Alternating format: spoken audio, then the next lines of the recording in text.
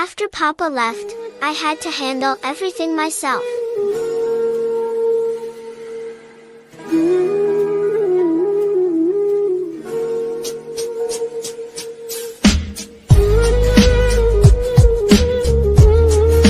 My mother is a heart patient. I cannot leave her dying.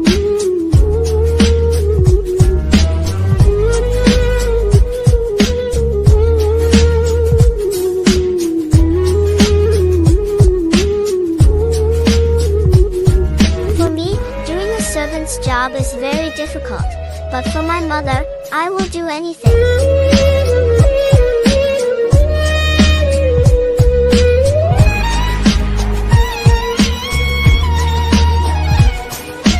My mother is waiting for me today, too. She was very unwell.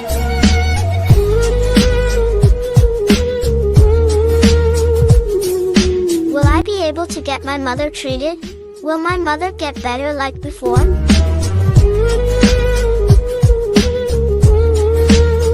Today, I finally received the wages for my hard work, and I need to buy essential medicines for my mother.